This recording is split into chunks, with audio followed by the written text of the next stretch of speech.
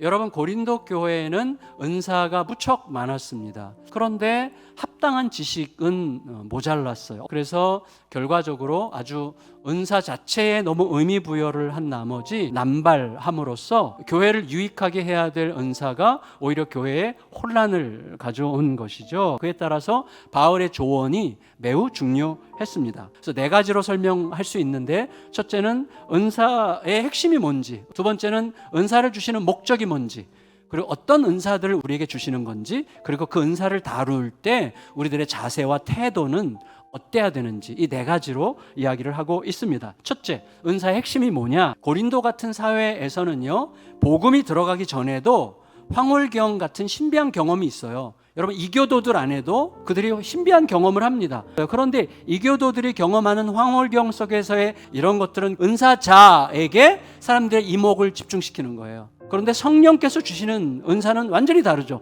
성령은 예수의 영이에요. 결국 우리 속에 예수 그리스도를 향하게 하는 능력이 있는 거예요. 바울이 설명하는 핵심은 이거예요.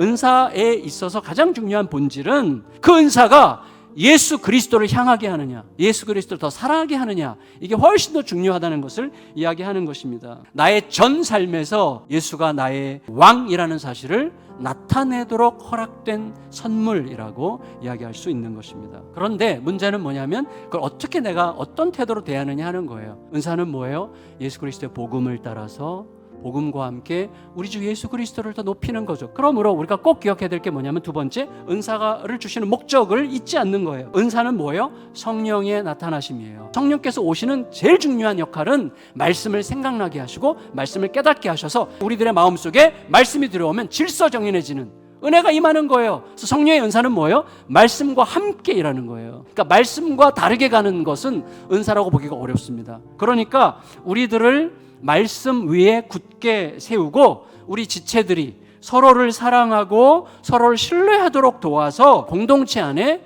자유와 평화의 강수가 흐르게 하는 쪽으로 가는 게 은사라는 것입니다. 따라서 은사는 철저하게 분열과 갈등을 배제하는 거예요. 자, 그러면 주시는 은사들은 어떤 것이냐? 어떤 이에게는 성령으로 말미암아 지혜의 말씀을, 어떤 이에게는 같은 성령을 따라 지식의 말씀을 그 뜻대로 각 사람에게 나눠주시니라. 은사도 시대에 따라서, 환경에 따라서 굉장히 다양하고 다르게 나타날 수 있습니다. 따라서 우리는 결국 어떤 은사를 가졌냐, 얼마나 강하게 나타나느냐, 이런 것에 우리들은 관심이 있지만 사도 바울 선생님은 주신 분이 누구냐?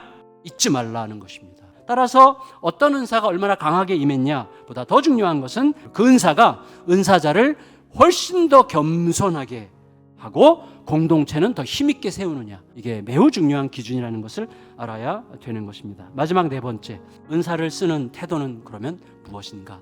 한마디로 다양성과 일치성 사이의 균형을 잘 잡아야 됩니다. 그래서 우리에게 중요한 건 뭐죠? 내게 주신 것이 지금 나를 통해 어떤 작동을 하고 있는지를 계속해서 질문하는 게 너무나 중요합니다. 그러니까 우열은 없어요.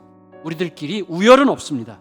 만일에 우열을 가리고자 한다면 대수롭지 않게 생각했던 지체가 제 역할을 하지 못할 때, 그때 우리는 대수롭지 않게 생각했던 그게 얼마나 몸 전체에 치명적인 고통을 주는지 뼈아프게 깨닫게 될 것입니다. 그래서 나보다 덜 중요하게 보이는 지체를 너무 쉽게 배제시키면 우리는 어느새 눈, 코 역할하던 그가 사라져서 더 이상 못 보거나 냄새도 못 맡을 수도 있다는 것이죠. 그러니까 자기 자리가 어딘지를 찾는 게 굉장히 중요해요. 그럼 오직 어떻게 할 때만 가능해요? 오직 주신 은사들을 주신 목적에 따라 합당한 기준대로 쓸 때. 합당한 기준이 뭐냐?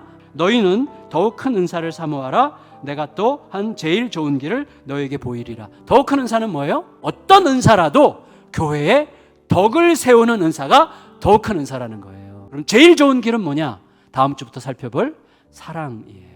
이 두 가지 기준을 따라서 우리에게 주신 은혜를 나눌 때에, 그래서 교회는 다양성을 인정하면서도 오묘하게 연합하여 멋있는 그리스도의 공동체를 이루어가는 아름다운 오케스트라가 된다는 것입니다. 예수양남교회가 그런 아름다운 오케스트라로 정말 멋있게 세워져 갈 수 있게 되기를 예수님의 이름으로 축원합니다.